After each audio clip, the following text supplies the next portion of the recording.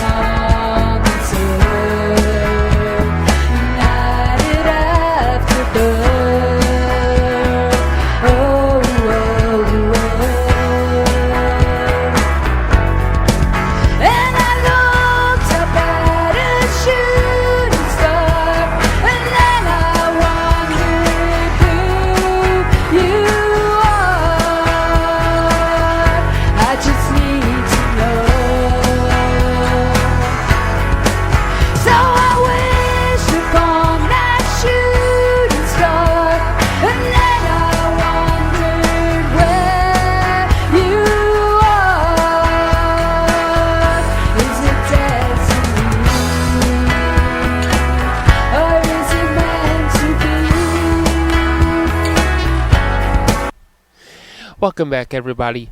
I want to tell you a little bit about our next guest. As a little girl, she played HR, and she even sold shares of her own company. She fired her mother at the age of 5, and she has been successful people operations consulting business and speaking internationally while battling more diagnoses than a 70-year-old. She's had quite the journey and wouldn't have it any other way. She is neurodiverse with things like bipolar, OCD, and Misophonia.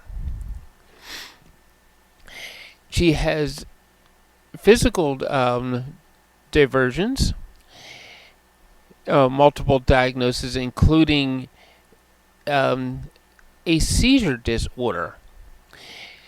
She's successful with the diagnosis, not in spite of them. Her neurodiversity has become her superpower, and her mission of inclusion, innovation, integrity, in enjoying speaking and providing actionable advice about diversity, inclusion, and innovative hiring. She is HR tech, entrepreneur, neurodiverse. She says, I am energetic and enjoy using comedy, but be aware, I am bold, and while I can certainly filter my language, I always tell it how it is, and I wouldn't have it any other way. She has spoken in front of the United Nations delegates and Ames London School of Business and many other places where she tries to spread this word of innovation, neurodiversity, and inclusion. So we want to talk to her about how she got her business started, but we also want to hear how she advocates for inclusion.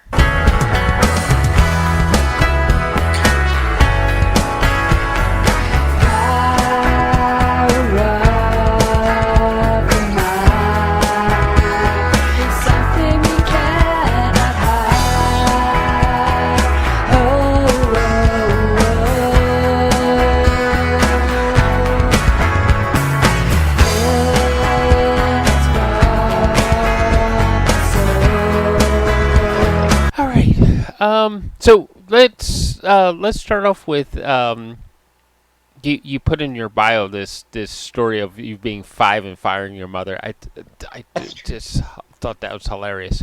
So why don't we start off how you actually got started doing your business, and then we'll move into why inclusion is so important for you. Because your business is actually Sure. based in inclusion, isn't it?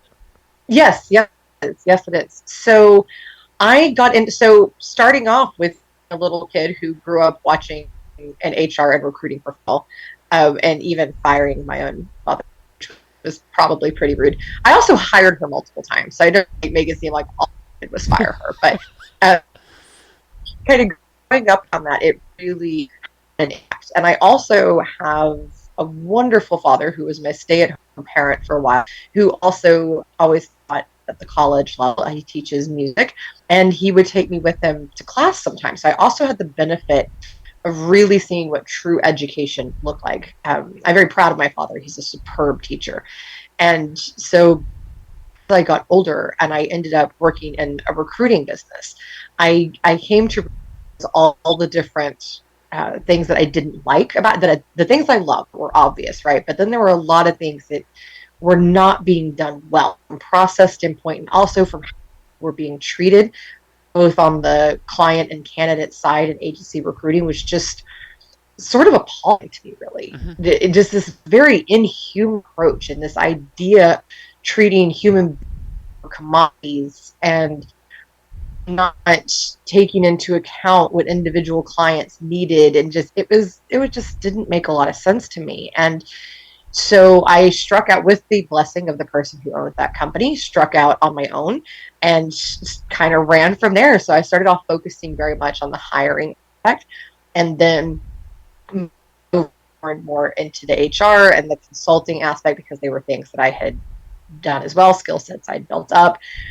Worked with tons of startups throughout my entire career, Mm-hmm. and it's been a lot of fun. But yeah, it evolved more and more and more into the inclusion aspect, realizing very much that was the problem: inclusion and lack of understanding other people. So, and when I say inclusion, a lot of people kind of seem confused about what that means. And so inclusion is simply welcoming in people as they are, and then supporting them and working in a way that's natural, and that is successful for them as an individual. That's really all it is. It's very, very simple. And it apply to everybody. I've had people, well, who does inclusion apply to? Everybody. Inclusion can't be exclusive. It's in the word include. Like it's for literally, it's for all the humans. That's who it's for. Um, and it can mean understanding groups that you never understood before, mean Well, understanding marginalized communities, but ultimately, it boils down to being a cruddy human, right? yeah. Like, that's kind of where Well, it's at. So, and then you asked me, oh yeah, why I ended up in this. So I have 6 invisible disabilities, um, huge gamut of diets, both physical and neurodiversities, which, if anybody doesn't know, that's just a medically visible and or diagnosable difference in how a person processes information and stimuli. mm-hmm. ADHD, autism. In my case, OCD is one of my more prevalent ones, as well as the bipolar disorder. Um, and so people always think it's because I must have experienced some like discrimination and this kind of thing, right? But that wasn't. I guess I did a little bit, but never that badly. Mostly the OCD would get me because people didn't like that I insisted on doing things correct, and that seemed to stuck me in the workplace. I wanted to do things the best way, and it would kind of, people would get frustrated with that. Um, when I saw things broken, I needed to fix them. That's part of the OCD, right? So it wasn't so much the discrimination that I experienced. I saw something to be fixed, and my little brain just goes, must fix. So started out to do it. Yeah. Well, I like what you said about that it should include all the human beings. And in my fight for human rights, and what I discovered was that it wasn't discrimination came about because um, people were trying to define people, different types of people, out of being human beings. Yes. Was Yeah, they do. Yeah. It's like And if you don't look, sound, and act like this, you're not a human. What? yeah, yeah, No, that's very true. that was one of the biggest hurdles I found with because inclusion is quite simple. It's like, hey, he walks on two Yeah, legs, right. or it has two arms, an So hard eye, about and this. and a brain. You know, like Yeah, a human shaped brain. It's like, okay, he must be a human being. It's yeah, like very simple, right? yeah. It Um, should be. It should be. Yeah. yeah, Yeah, but it's not. And for a lot of people too, the ego defense is a huge part of what goes wrong. So that's that naturally occurring mechanism that we all have in our brain. So our brain inherently needs to be correct, right? There's science, and you can look that up. There's some wonderful studies on that if you Google it. So the ego mechanism, they built into designed to help us when we're little tiny children and back in the hunter gatherer times, right? Like for actual safety reasons. But as we become adult humans in today's world, it kind of quits serving its purpose, right? And it just actually starts hindering us. It actually stops us because what happens when we get new information, instead of inquiring about that like a child would, right? Because what do kids do when you ask, they go, why? Why? You know, it's the brain trying to learn, right? And instead of doing that, as adults, we just go, no, I'm right, no, I'm right, no, I'm every single time. And you can see it on social media all the days of your life. I mean, just any even remotely controversial post, anything that has an on it, you'll see somebody on there throwing up ego defense, right? And that's that thing that when somebody says something that's different from us, we argue with them instead of asking about it. And so one of the things that I really work with clients on, whether I'm teaching a class or whether I'm consulting with a company, is to break that ego defense. How to do that? How to shut that down? Respond to curiosity. How to right. revert to okay. So tell me more about that. Let me understand why. Because we make assumptions, right? We make a lot of assumptions, and based on our past experience, this type of thing. And sometimes the assumptions are right and sometimes they're wrong. But either way, if you attack, the other person is not going to be receptive. And so as we grow inclusion, we have to learn, and it's hard because, oh my gosh, especially when you eat, live, and breathe in this stuff, I mean, like there's days you're like, oh, just get it already. Like it's not, Oh, come on, but you in have to today's learn to world, are you kidding? respond. Right? Yeah, yeah, yeah. But you have to learn to respond with curiosity and engagement. Yeah. That's how you get people to move forward. And that's the people that excluded from all this. That's what I tell them. I said, if you start doing this, it's going to start clicking. And then you're going to be like, oh my God, I was so far behind. Like, what the heck? Like, Yeah. why didn't anybody tell me to just listen? Like, what? In some respects, how you work and deal with clients, is it done from a point of curiosity? Like you're like, hey, I wonder what it is that they really do over there. Yes. Yeah. Oh, absolutely. I'm like, what's going on? Like, what are you doing? Everything. When I go into a client, I've had people say to me, like, this is the most unusual, because I go in and I just watch everything happening. I ask 1,000 questions, even about things that seem like they're not related to what I'm there to do, because all of those things interact with the humans, right? And all things affect the humans. And so we need to understand what's happening. And especially the diversity front. So a lot of people, and this is a huge population, it's almost a third of somewhere between 25% and the population. And we're just shutting people down, and we're telling them to work in ways that are not natural to them, and even down to different learning styles. It's like, well, we do our training, via you reading a handbook. Well, if you're a visual learner, great, but if you're auditory or kinetic, you're screwed. So we're not, yeah, right, yeah, same here, right? So like, I need to be doing this. Like, let me get my hands in it. Let me do the thing. So we need to be working better with the humans and into how they function, how they work, all these types of things. And when you do that, such as Hewlett Packard has a whole program around that, fascinating stuff. And they let people walk around while they work, sit on yoga balls, play with fidget spinners, wear noise canceling headphones, whatever it is that they need to do. And that team where they kind of experimented with that is 33% more productive than its counterparts. Yeah. Well, It works. my last corporate job was actually was in the high tech industry. It was in semiconductors, right? And I could tell you what it is that I did, and most of my listeners know what I did, and they still don't understand what it is that I actually did. Right. But because it was so far out there, like, oh my god. But one of the things that when I first started working there was they expected me to scribble down all these notes about how to analyze a sample. And I wasn't doing it. I was sitting there, I was watching it, and my brain takes pictures. So it's like all these Yep. pictures of what it is he's doing, and then I had to associate those pictures to why he was doing what he was doing. So all my notes were taken that way, and I got called into into the supervisor's office. It's like, you're not taking notes, so you're not understanding what's going on. I was like, No, I got it. I do understand what's going on. And he said, well, I'm just going to pull your training, and you're just going to have to do it all your own. And if you don't get it the first shot around, we'll have to take action from there. I was Rude. like, First of wow. all. Yeah, I was like, okay.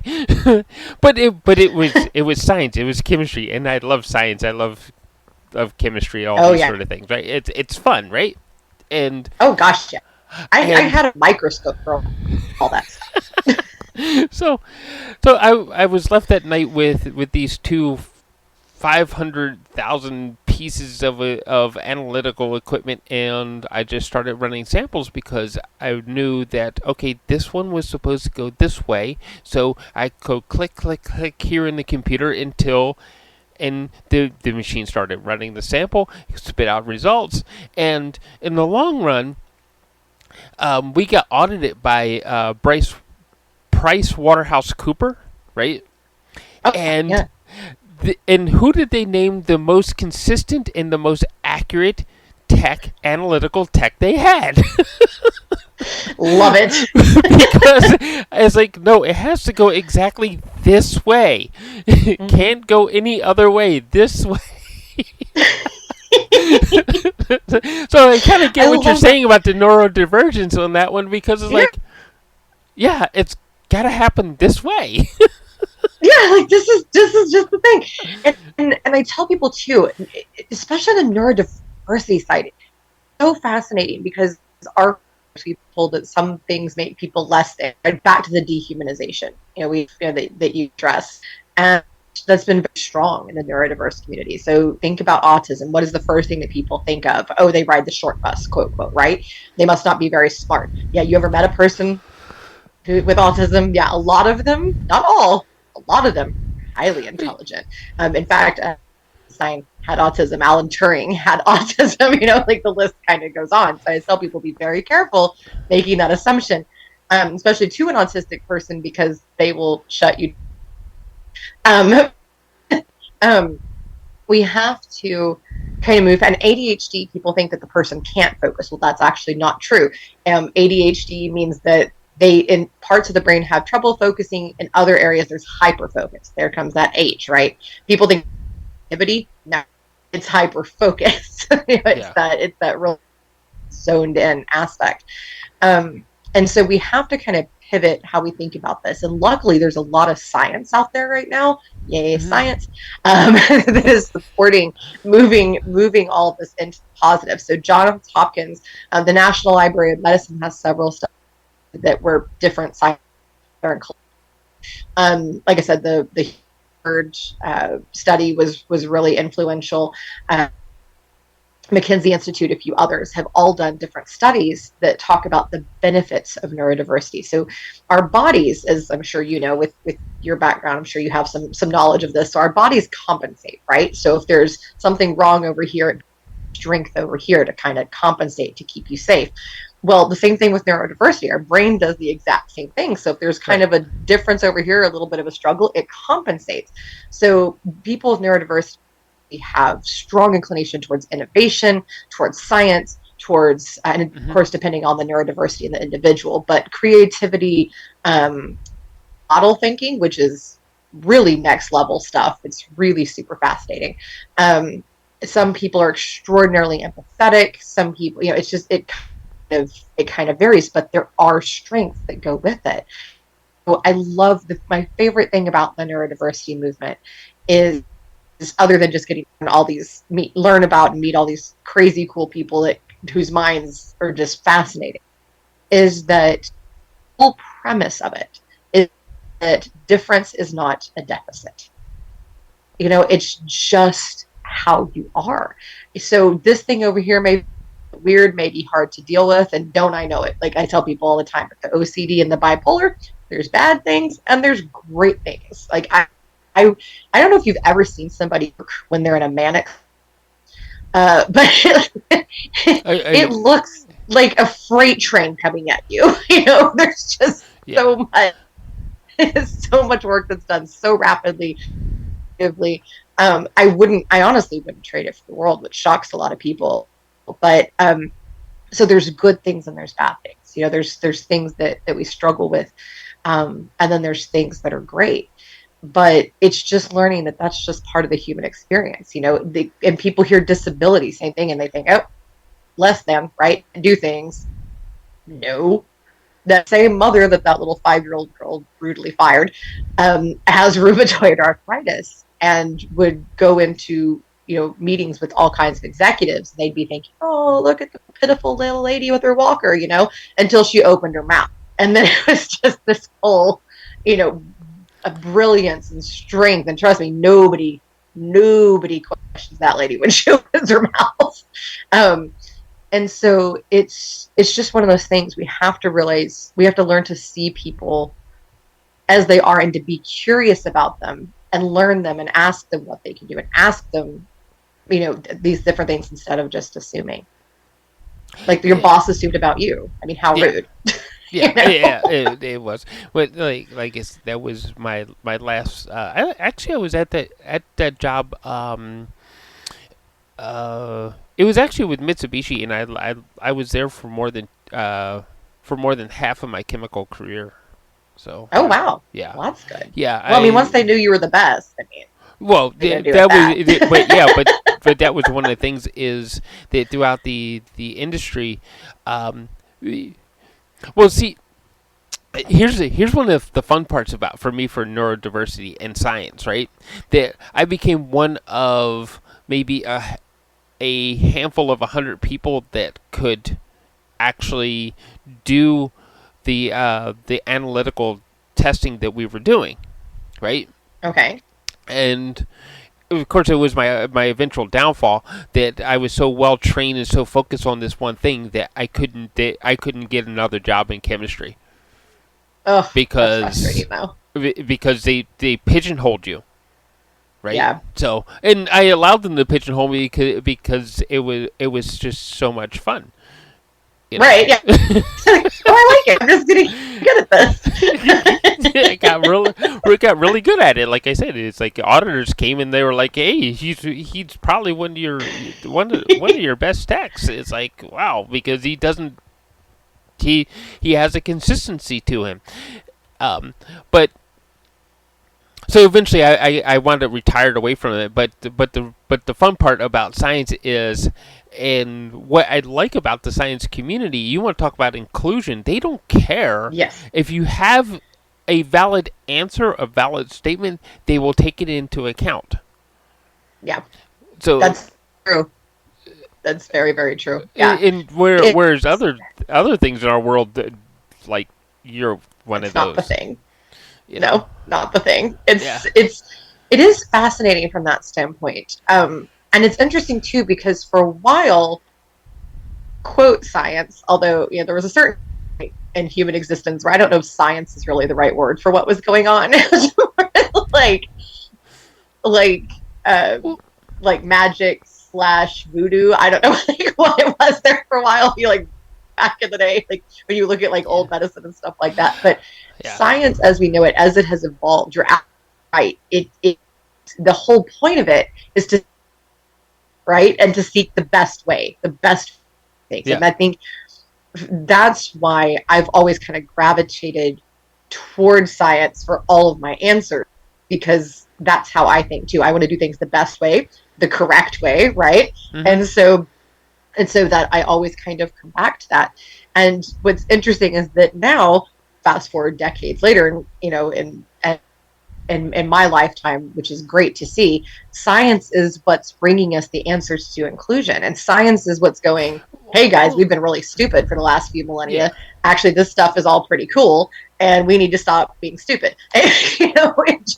It's Yeah. really cool to see science bringing in all of these answers and supporting all of this. I think it's absolutely fascinating. It really is, Yeah. and I'm actually so excited to see how that continues to progress.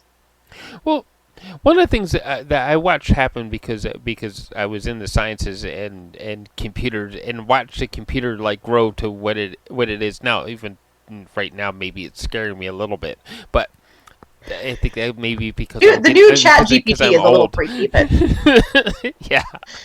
nope.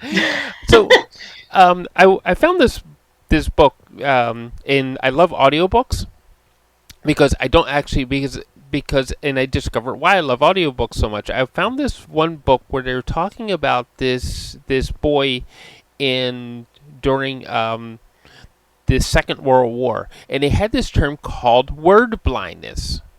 Mm. Now, fast forward to like the 1980s when I'm in school, and now they're calling it dyslexia. Mm-hmm. So I went and I was told that I would never make it into university. Well, yeah, I had to prove them wrong on that one, right? Not only did I make it into university, but I made it into one of the toughest science disciplines that they have. Physics and chemistry are two toughest. Um, and somebody sat me down and said, well, you should probably drop out of this because you're not going to make it through because of your dyslexia. You should go with something a little easier, shouldn't you? And another counselor that was sitting in the same room at the same university said, "Do you realize that in the tech world they're coming up with spell checkers? So it'll fix his Yep. spelling, right?" Yep. Okay. Now fast forward Solutions. again. Yeah. So we've gone from a true recognition of what's going on to a solution to now we have Chat GPT. But I Oh, don't know. everything. I mean, there's PDF readers. There's all kinds. That's Grammarly. There's all kinds of yeah. awesome things like that out I there. use Grammarly myself. Yeah, For tons of just people about do. every email I send out. So if you ever get an email from me and it becomes a little confusing, please pick up the phone and call me. Right? Please just know. I, I had a. It's interesting that you bring this up because I had a young woman years ago that was a recruiter that I was training, and she was really brilliant individual, and it very obvious to me very quickly that she had dyslexia. As her boss, it was not appropriate, of course, for me to her. And I wasn't sure. I was never 100% sure if she knew or not. I don't think that she did. Actually, I don't think she knew. She knew what was going on. She knew what the name for it was. Um, but I introduced her to Grammarly, and she thought that was the best thing that had ever happened. And all of a sudden, all of her emails started, jiving because she was very articulate woman. When it came to the sentences would be, kind of funky in the emails and written communication. But it was amazing the difference that those tools made and how then she was able to accelerate her career, right? And it was a free thing. It was free, Yeah. and I didn't make her fill out a form for HR. We didn't do all that nonsense. We just, here's what you need. Here you go. And to me, always be that simple. And and the Department of Labor recently even released the statistic that 56% of accommodation free, and there's another like 20 or 30%, something like that, that are under $10. Why are we making people jump through hoops to get these things? Make it simple. Like, hey, this makes it easier for you to work. Like you with your schoolwork. Hey, here's spell check, or here's Grammarly. Here you go. Yeah. Just very, very simple. Why make it difficult? Right. But it's amazing how we struggle, we still struggle with these things, right? Trying to help people is like, well, um, so let's go this way, because I think this would make a much better question. Your own staff around you, what are some of the multitude, or how many tools do you actually have on different workstations to help people get their job done? Oh gosh, it's for every. It's different for every person.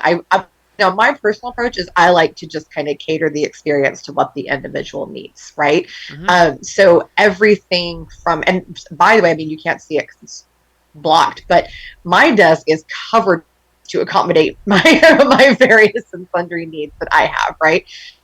And I use different things for my screens and all that because I do have seizure activity, and so I have to be very careful with screen exposure and the amount of changing light that hits my eyes, things like. So Mm-hmm. Mm-hmm. I use different tools for that.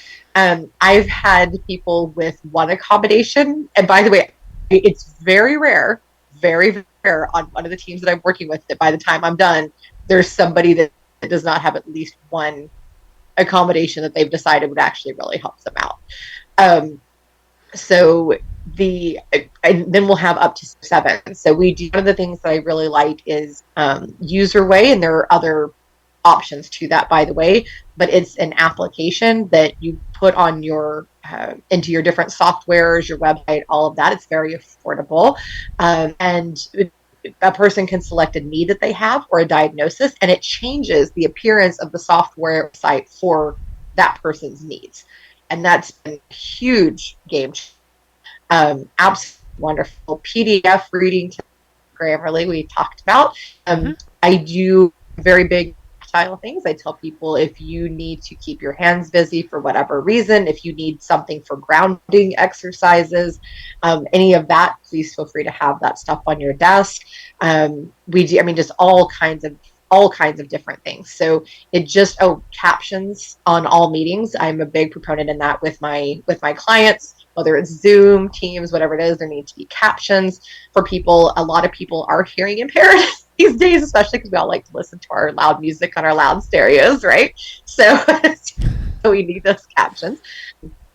And then different things to help people these ways. It really just kind of depends on the individual.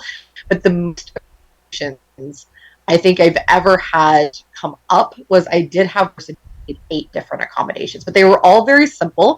And we spent, I think, a maximum, it was under $40. It was over 30, under $40 on 8 accommodations. So not a big deal at all. Yeah. Well, when you consider when you're going to increase somebody's productivity, Yeah. why Oh, not? yeah. Oh, it was, yeah. By the way, so I did actually clock how I like to kind of experiment with this and watch people. And he is able to increase his productivity. He was, by the time he was at 126% of what he'd been at before. So he had a very increase in his productivity. Very, very. When I started accommodating myself, insisting that I be able to do things in ways that made me physically comfortable, I was already high productive. I'm not sure you needed to be more productive. My productivity also went up approximately 15%. So that was really super helpful. It's probably actually than that now because of the seizure condition that I've developed since then. So I'm actually probably far more productive than I would be without the accommodations now. But it really does make a difference. It does. And it's so simple, right? Yeah. Let's help us. That's kind of why it's there. Well, the right tool for the right person for the right job, right? Yeah, exactly. And then you also get healthier employees, happier employees. Innovation goes up. And by the way, even Boston Consulting Group released a study showing that profits go up an average of 19% when you're fully inclusive. So why not, right? Right. Right. What is it? See, one of the reasons why I also stay to the science is because the office politics thing, right? Oh I man. I couldn't deal with that stuff. So no, the inner like because of your attitude of inclusion. What is the atmosphere of in the working atmosphere like? Like you guys are like more of a family sort of thing, or how's that I work? don't I don't really like the family thing because I okay, so me personally, two things. Number one, I don't believe the place is entitled to your personal act. So if you want yourself separate, for instance, my husband, who does work for my company, by the way, not full time. He has a full time job, but he does contract with me sometimes. He is very much let's just do work and leave it at personal is personal, work is work. So we're very inclusive of that. My team and I, though, are very comfortable. That's what I tell people. We have strong psychological safety. Um, all of my team, I cannot think of a single person who's ever worked for me who's not looked at me at one point and gone, I don't like this. I don't think I want to do it this way. Like, okay, let's talk about it. Let's do this. I have people just on a regular basis, which I love. Um, and I've some of them I've had to coax it out. I've had to, they were so used to that. Oh, I'm only supposed to say yes to the boss, right? Like, that kind of mentality. I'm like, no, no, no, no, it's all right. And you have to show people that. You have to let them see that that's okay and encourage it. Um, so drawing that out of them, letting them know that they have a voice, that they can speak up, that they matter. So I would say I would describe our my team's environment as autonomous, as psychologically safe, and as mutual feedback. We have a great mutual feedback circle happening where we just kind of cyclically talk about. Um, I perpetually give feedback to them. They perpetually give feedback to me. So we always kind of know where we're standing with everything. And it's been highly effective so far. Yeah, because okay, so this is what I'm ultimately what I'm thinking that if you're able to put that into your workplace, that you can actually help others that you work Yes. with put that into their workplace. Oh, gosh, yes. That is what I love doing. I love going in and helping them set that up. It's a wonderful, rewarding feeling, and it works. It works. It's a much more effective team. I mean, again, back to the science, kind of Mm-hmm. focus is if you're trying to conduct an experiment and nobody's affected, you're not going to get very far. The thing was right. Like, what if you're out there? Do you think Tom Brady would have won? What is it like? I don't know, 5,000 Super Bowls by now. I think he's actually at six or seven. I think he's actually at six. But if he wasn't communicating well with his team, absolutely not. That communication and giving people the autonomy and the strength to be able to speak up and do jobs effectively without micromanagement, that's the way to go. Yeah. Uh, I would say sometimes micromanagement can be the killer of inclusion. God, yes. Oh, it is the worst. And would always see never. It always makes, but it never ceases to amaze me. So many managers I meet over the years that will tell me that they hate micromanaging, but they do it all the time. I'm like, how unself-aware are you? Like, can we like? So now I actually do a self-awareness portion to some of my classes because like sometimes we need to realize what we're doing and be aware of it a little bit better. It's so funny though. It never ceases to amaze me. I get that all the time. All the time. I hate micromanaging, and then I go in there and they're hovering over people, telling people exactly how to do things and all this. I'm like, chill, breathe. I learned a long time ago. I liked even before I owned my company. I liked 1099 work because people treated you more like an adult because you came in, expert, all that they couldn't micromanage you is actually against the law. So they couldn't do it. And I liked that much better. Yeah. And I thought, if we could just treat everybody like this and give them the respect that they deserve, how much better off would we be? And also allowing humans to be human. I think that's another part of inclusion that's missed, right? Yeah. Is that we have this like for years and years and years, hundreds or maybe even thousands of years. We leave your work life, leave your personal life at home and separate it from work. And while you don't necessarily have to talk about everything from your personal life at work, we are holistic beings, and so if something's hurting us over here, it doesn't leave us just because we go to work. So another thing that's been very important to me building my over the years, but now even at my own company, is to teach my team that I want to know, that it's okay to tell me today's a bad day. And I always tell them, you never have to tell me Yeah. why. You never have to give me the details. You do not owe me that. But just let me know, something's going on, yada, yada, this I need from you. Or I don't know what I need, but I'll let you know. Right. you know? Well, yeah, you kind of jumped through a question before I got a chance to ask you. Oh, I was going to ask you something about that. That's pretty cool. Whoopsies. so, so I'm realizing that we're actually starting to run out of time now. It's a good conversation. Yeah, it is. It is. It's a great conversation. Just something a little, maybe a little more personal to you. Sure. And if you could create a world where that just look the most beautiful to you, what would it look like? Actually, I can give a perfect illustration because in almost every respect, it's created by Seth MacFarlane in his show The Orville. So if you're unfamiliar, the creator of Family Guy and American Dad, many in the movie Ted, so on and so forth, created a Star Trek spoof called The Orville, and it's hilarious, but it's also very poignant and has some very touching moments in it.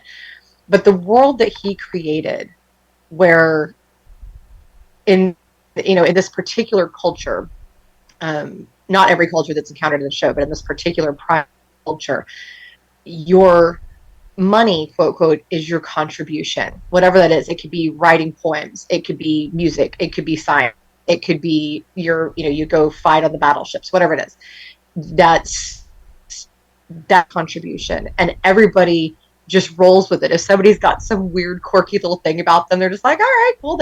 People ask some questions about it and then they move on. It is the most beautiful example of responding in curiosity and just having questions. And they have whole episodes around that. And absolutely fascinating. That's what my world is, just everybody being as fascinated by humans as I am and just rolling with it. And even if they're not, just Yeah. right? Like if this person wants to be this over here, then great, cool, rock on. You're not hurting anybody. Do your thing. If that's what makes you happy, rock on. No, this person works differently, so we're going to steer into their strength, to set them up for success, and we're going to let them do their thing their way. And I think that's so cool, and that is very much what I want. Wow. Okay. Best ways to work with you.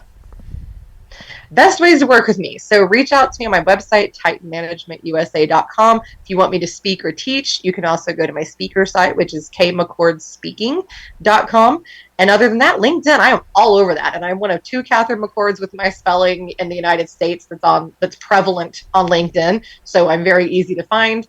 So absolutely connect with me. I'm on there every single day. Yeah. Well, we'll have to stay closer in touch on LinkedIn, of course. Oh, of course. Yes, obviously. we have a whole world to change, don't we? Yes, we do. And it's a lot of work. Very exhausting. So you need all the help that you can get. Yes. Hey, go check out, especially if you run an office or something like that. Go check out Katherine, because I mean, she's doing wonderful work, and she will actually increase your productivity just by simple tricks of how to get your people to do what it is they need to do in a more natural way. So That's right.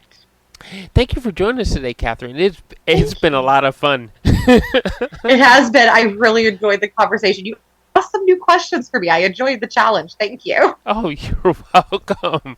All right. Thank you for listening, everybody, and we will see you next time. Find that subscribe button wherever it is.